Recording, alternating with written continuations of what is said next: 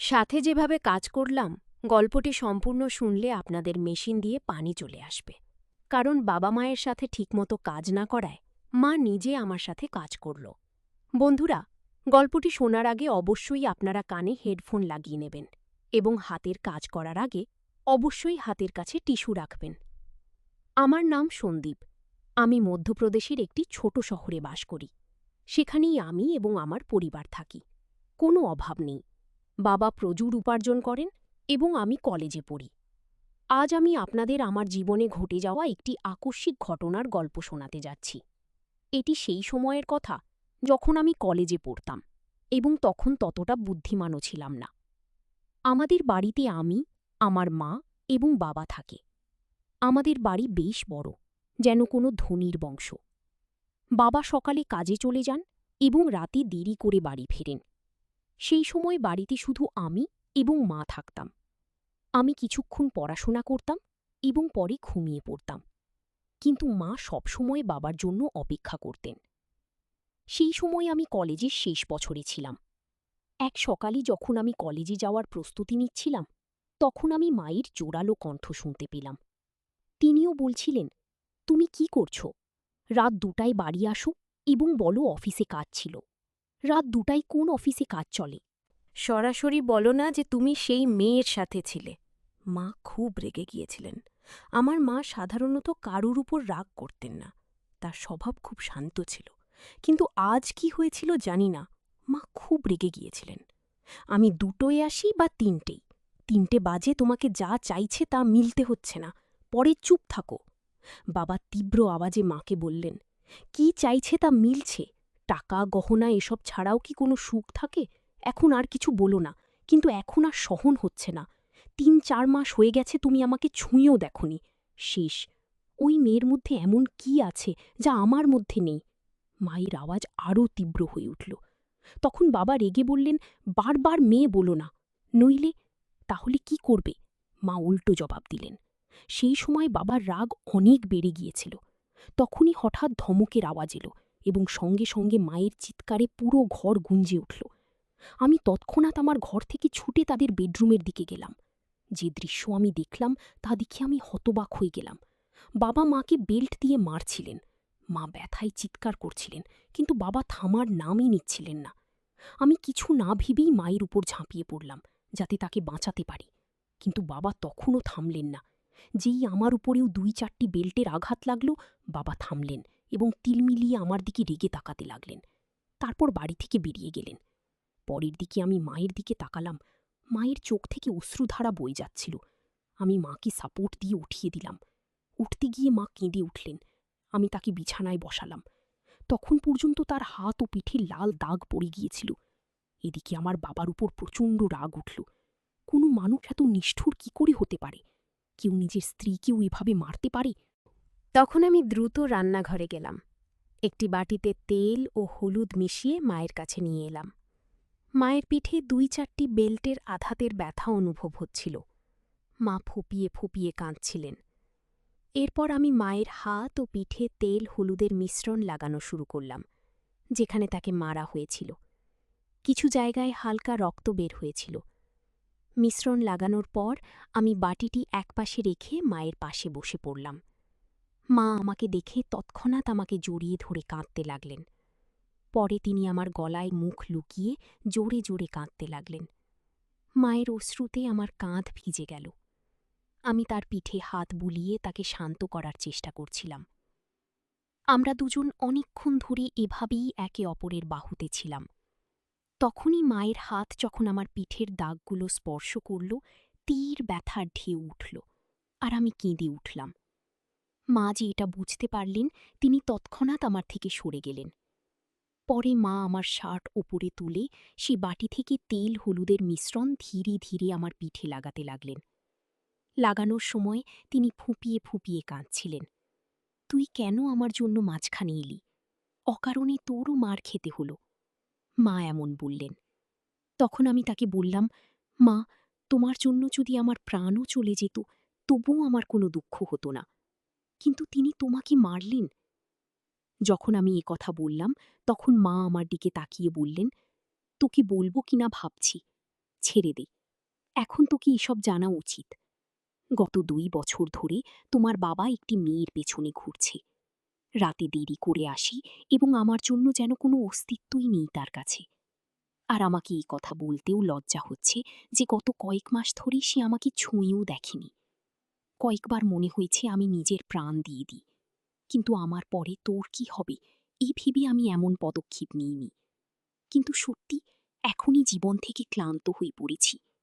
এখন আমি ঠিক করেছি একই ঘরে থাকব, কিন্তু তার সাথে কোনো সম্পর্ক রাখব না। মায়ের এই কথা শুনে আমি ভাবনায় পড়ে গেলাম। এত সুন্দর, সুশিক্ষিত ও বুদ্ধিমান মা হওয়া সত্ত্বেও বাবা কি করে অন্য নারীর পেছনে ঘুরছে।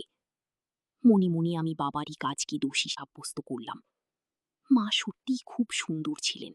সুন্দর চেহারা, নাজুক বডি, স্লিম ফিগার, 5 ফুট উচ্চতা, ফর্সা রং।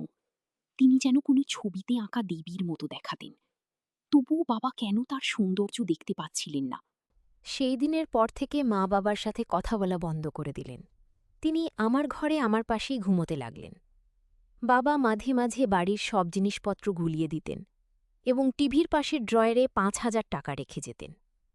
এখন তো বাবা বাড়িতে খেতেও আসতেন না। তিনি সেই মেয়ের বাড়ি থেকেই খেয়ে আসতেন এবং কখনো কখনো বাড়িতেও আসতেন না। ধীরে ধীরে এভাবে আরও 3 বছর কেটে গেল।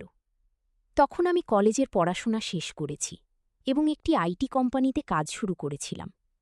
আর এখন আমি 24 বছর বয়সী হয়ে গিয়েছিলাম। নিয়মিত ব্যায়াম ও ভালো খাদ্যাভ্যাসের কারণে আমার স্বাস্থ্য ভালো হয়ে গিয়েছিল। এখন তো বাবা মাসে 2-3 বারই বাড়ি আসতেন। আমার সঙ্গে খুব কম কথা বলতেন। যদিও মা এখন সেই আঘাত থেকে উঠে এসেছিলেন, কিন্তু তার চেহারায় সবসময় একটা বিষাদ ছেয়ে থাকত। আমি তাকে কখনো হাসতে দেখিনি। আমি আগে কখনো এমন দেখিনি। এটা দেখে আমার খুব খারাপ লাগত। যখন আমি চাকরিতে যোগ দিই, কোম্পানি আমাকে একটি ল্যাপটপ দিয়েছিল, তাই আমি বাড়িতে ইন্টারনেট সংযোগও করিয়ে নিয়েছিলাম। ছোটবেলা থেকে মায়ের সঙ্গে থাকার কারণে আমার বেশি বন্ধু ছিল না। মাই ছিলেন আমার সবচেয়ে কাছের বন্ধু। সন্ধে যখন আমি কাজ থেকে বাড়ি ফিরতাম, ফ্রেশ হয়ে চা খেতাম এবং পরে বেডরুমে গিয়ে ল্যাপটপে ইন্টারনেট ব্যবহার করতাম। এটা আমার সময় কাটানোর মাধ্যম হয়ে উঠেছিল। সেই বয়সের কারণে আমি ইন্টারনেটে বিভিন্ন ধরনের সিনেমা দেখতাম, কিন্তু আমার সবচেয়ে বেশি পছন্দ হতে শুরু করেছিল মা এবং ছেলের মধ্যে সম্পর্ক নিয়ে সিনেমা।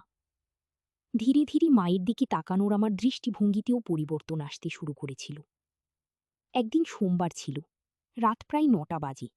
হঠাৎ বাবা বাড়ি এলেন। আমাদের বাড়ি মায়ের নামে ছিল। বাবা মাকে বলতে লাগলেন যে বাড়ি তার নামে করে দিতে। তখন মা অস্বীকার করলে বাবা তাকে খুব বকাবকা করতে লাগলেন। মা চুপচাপ শুনতে থাকলেন। এমন সময় বাবা মায়ের গালে এক চড় মারলেন। এই দেখে আমার রক্ত গরম হয়ে উঠল। বাবা দ্বিতীয় চড় মারতে যাচ্ছিলেন, তখনই আমি তার হাত ধরে ফেললাম এবং বললাম, বাবা, এখন যথেষ্ট হয়েছে। এই তামাশা অনেক হয়েছে। এখন আর সহ্য করা যায় না। আজ থেকেই বাড়িতে পা রাখলে এর পরিণাম ভালো হবে না। এরপর মাও রেগে বাবাকে খুব বকলেন। বাবা মায়ের জড়ি বকুনিতে হঠাৎ থেমে গেলেন এবং আমার শক্তিশালী শরীর দেখে সেখান থেকে চলে গেলেন। পরে আমি দরজা বন্ধ করে মায়ের কাছে গেলাম। মা আমাকে চোখে অশ্রু নিয়ে দেখলেন এবং দৌড়ে এসে আমাকে জড়িয়ে ধরে ফুপিয়ে ফুপিয়ে কাঁদতে লাগলেন। আমিও মায়ের কোমর শক্ত করে ধরে তাকে আমার বাহুতে জড়িয়ে নিলাম। মা হিকা নিচ্ছিলেন এবং বলছিলেন, ঠিক আছে বেটা, এই মানুষের ইচ্ছা অসীম। আজকের পর যদি সে বাড়িতে আর না আসে তাহলেই ভালো। ও মা বললেন, এখনই বাড়িতে তার আসার সাহস হবে না, আর যদি আসো আমি তাকে ছাড়ব না। গিয়ে আমি বিষয়টি নিয়ে রেগে মাকে বললাম। এরপর মা চিন্তিত হয়ে বললেন, সন্দীপ বেটা, এই মানুষের সাথে জড়িও না। যদি তোমার কিছু হয়ে যায় আমি কার উপর ভরসা করব? তখন আমি আবেগে বললাম, তুমি চিন্তা করো না মা, সেই সময় আমার কাছে চাকরি ছিল না, তাই আমরা বাধ্য ছিলাম।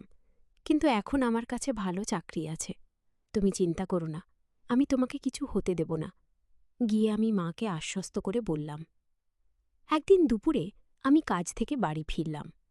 যেমনি আমি আমার চাবি দিয়ে দরজা খুলে ভেতরে এলাম, তখনই একটি অদ্ভুত শব্দ শুনলাম। আমি বেডরুমের দরজার কাছে গিয়ে দেখলাম যে দরজা ভেতর থেকে বন্ধ ছিল। আমি দরজার ছিদ্র দিয়ে ভেতরে তাকিয়ে দেখলাম যে মা ভেতরে কারো সাথে ছিলেন। যে দৃশ্য আমি দেখলাম তা দেখে আমি হতবাক হয়ে গেলাম। প্রায় 10 মিনিট ধরে আমি সেখানে তাকিয়ে রইলাম। হঠাৎ মা অজ্ঞান হয়ে মেঝেতে ধরে গেলেন। বাড়ির বারান্দার দরজা খুলে আমি বাইরে গেলাম। এরপর আমি জোরে বললাম, মা, আমি চলে এসেছি, তুমি কোথায়? বলে আমি হাতে ধরা ব্যাগ সোফায় রেখে জুতোর ফিতা খুলতে লাগলাম। কিছুক্ষণ পর মা বেডরুমের দরজা খুলে বেরিয়ে এলেন। আমাকে দেখে তার মুখে ঘাবড়ে যাওয়া এবং আশ্চর্যের ভাব ছিল। আমি দ্রুত জুতো খুলে বেডরুমে ঢুকে গেলাম। টেবিলে আমি কলার একটি প্লেট দেখলাম। আমি একটি কলা নিয়ে খেতে লাগলাম। মা আমার পিছে পিছিয়ে এলেন। আমি ঠিক তখন কলা খেতে যাচ্ছিলাম, মা কিছু বলতে যাচ্ছিলেন, কিন্তু আমি আগেই কলা মুখে পুরে ফেললাম। মা অবাক হয়ে আমার দিকে তাকানোর সুযোগ পেলেন, আর আমি শান্তিতে কলা খাচ্ছিলাম। কলাটা একটু কাঁচা ছিল, তাই পুরোপুরি মিষ্টি নয়। মা, কলা খুব ভালো আছে। আর কলা কি? আমি কলা খেতে খেতে মাকে জিজ্ঞাসা করলাম। মা কিছু উত্তর দিলেন, কিন্তু তার মুখেই রইল। কিন্তু বন্ধুরা, আমি আপনাদের বলছি, সেই কলাগুলোর স্বাদ এত ভালো ছিল যে কিছু বলার নেই। কলা খাওয়ার পর আমি বাথরুমে গিয়ে ফ্রেশ হয়ে এলাম এবং তারপর ঘরে গিয়ে ল্যাপটপ খুললাম। তারপর আমি একটি রোম্যান্টিক মুভি দেখতে লাগলাম। রাতের খাবারের পর আমি বেডরুমে ঘুমোতে গেলাম। কিছুক্ষণের মধ্যেই মা সব কাজ সেরে ঘুমোতে এলেন। মা হালকা গোলাপি রঙের নাইট গাউন পরেছিলেন। তখন আমি ল্যাপটপ থেকে চোখ সরিয়ে মায়ের দিকে তাকালাম। মা নিচু হয়ে তাকিয়া ঠিক করছিলেন। তাকিয়া ঠিক করার পর মা বিছানায় শুয়ে পড়লেন। তখন আমিও আমার ল্যাপটপ বন্ধ করে দিলাম। তারপর লাইট বন্ধ করে ঘুমানোর চেষ্টা করলাম, কিন্তু আমার ঘুম আসছিল না। আমার মাথায় সারাদিনে সেই ঘটনা বারবার ঘটছিল। অনেকক্ষণ ধরে আমি জেগে রইলাম, আর মা শান্তিতে ঘুমাচ্ছিলেন। কিছুক্ষণ পর মা পাশ ফিরলেন এবং আমার দিকে পিঠ করে শুয়ে পড়লেন। এরপর তিনি ছাদের দিকে মুখ করে শুতে শুরু করলেন। আমি কিছুক্ষণের জন্য ভয় পেয়ে গেলাম, কিন্তু যখন মা জাগলেন না, তখন আমি কিছুটা স্বস্তি পেলাম। আমার সাহস বেড়ে গেল এবং আমি ধীরে ধীরে মায়ের দিকে তাকাতে লাগলাম। মা কিছুক্ষণের জন্য আমার দিকে তাকালেন এবং তারপর চোখ বন্ধ করে নিলেন। আমি বুঝে গেলাম যে তিনি এখনও জেগে আছেন। আমি আরেকটু এগিয়ে গেলাম এবং নিজেকে সন্তুষ্ট মনে করলাম। মাও খুশি ছিলেন। তিনি কিছু বলেননি, কিন্তু আমি অনুভব করছিলাম যে তিনিও সন্তুষ্ট হয়েছেন। মা, কি হয়েছে? তুমি চুপ কেন? তোমার ভালো লাগেনি? আমি যখন এমন জিজ্ঞাসা করলাম, তখন তিনি বলেন, না রে বেটা, আমার তো খুব ভালো লেগেছে। তুই মাটি খুব খুশি করেছিস। কি? তারপর আমি মায়ের পিঠে স্নেহে হাত বোলাতে বোলাতে বললাম, মা, এখন থেকে তোমাকে কলা খেতে হবে না। আমি ধীরে ধীরে এমন কথা বললে মা বলে উঠলেন, বেটা, তোমার এটা কি করে জানা হলো? মা অবাক হয়ে আমার দিকে তাকিয়ে জিজ্ঞাসা করলেন। তখন আমি তাকে বললাম, আজ দুপুরে যখন আমি বাড়ি ফিরলাম, তখন ঘর থেকে তোমার কণ্ঠ শুনতে পেলাম। যখন আমি দরজার ছিদ্র দিয়ে দেখলাম, তখন সব বুঝে গেলাম। তখনই আমি ঠিক করলাম, এখন থেকে মাকে কোনো কিছুর অভাব হতে দেব না। আগে সন্দীপ, আমার রাজা, তুমি তোমার মাকে কত ভালোবাসো। মা আবেগপ্রবণ হয়ে বললেন, হ্যাঁ মা, এখন থেকে তোমাকে আমি কোনো কিছুর অভাব হতে দেব না। আমি বললাম, এখন বাবাও আমাদের আর প্রতিদ্বন্দ্বী করবে না এবং তিনি আর এই বাড়িতে পা রাখবেন না। তাই তুমি এখন চিন্তা করো না, আমরা এখন সুখে থাকব। আমি মাকে আশ্বস্ত করলাম। সেদিন আমরা দুজনেই সুখ ও শান্তির আনন্দ উপভোগ করলাম এবং তারপর আরামে ঘুমিয়ে গেলাম। পরের সকালে মা সব কাজ ছেড়ে আমাকে জাগাতে এলেন। আমি দ্রুত প্রস্তুত হয়ে চা খেলাম এবং আমরা দুজনেই গল্প করতে লাগলাম। তখনই আমরা দেখলাম বাবা হঠাৎ এসে আমাদের সামনে দাঁড়িয়ে গেছেন। মা বাবাকে জিজ্ঞাসা করলেন, এখন তোমার কি চাই? একবার বলে দিয়েছি যে আমরা এই বাড়ি দেব না, তাহলে আবার কেন এসেছ?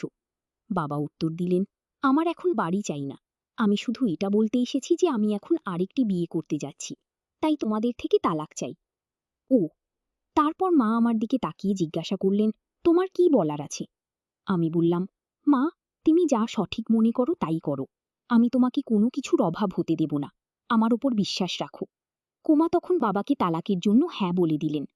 দুপুরে মা এবং বাবা দুজনেই অফিসে গেলেন এবং তাদের বাকি আইনি কাজ সেরে ফিরে এলেন। তারপর থেকে বাবা আর কখনো আমাদের দেখা দেননি এবং আমরাও তাকে খুঁজে বের করার চেষ্টা করিনি। আমরা দুজনেই এখন আমাদের বাড়িতে খুশি ছিলাম এবং বাবাও তার সেক্রেটারির সাথে খুশি ছিলেন। এখন আমরা দুজনেই একা থাকি এবং আমাদের সুখ দুঃখের খেয়াল রাখি। এমনি করে চলতে চলতে এখন অনেক বছর কেটে গেছে। এখন মা আমাকে বলতে শুরু করেছেন, এখনো তোমার অনেক জীবন বাকি আছে। তুমি কোনো ভালো মেয়েকে দেখে নাও, যাতে আমি তোমার বিয়ে দিতে পারি।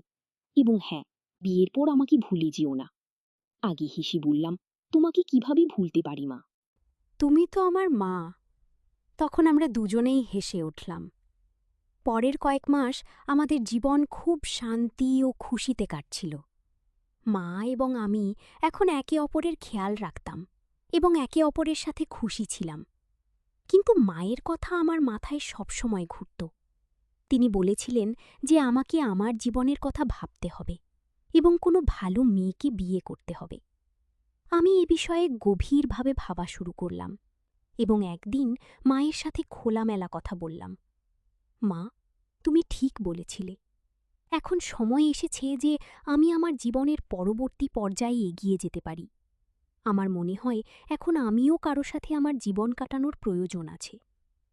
মা আমার মুখের দিকে তাকিয়ে মৃদু হাসলেন। এরপর তিনি বললেন, একদম ঠিক বলেছ বেটা। আমি সবসময় চেয়েছি তুমি তোমার জীবনকে খুশি ও ভালোবাসায় ভরে তুলবে। আমি তোমার জন্য খুব খুশি গো। এরপর মা আমার জন্য মেয়ে দেখা শুরু করলেন।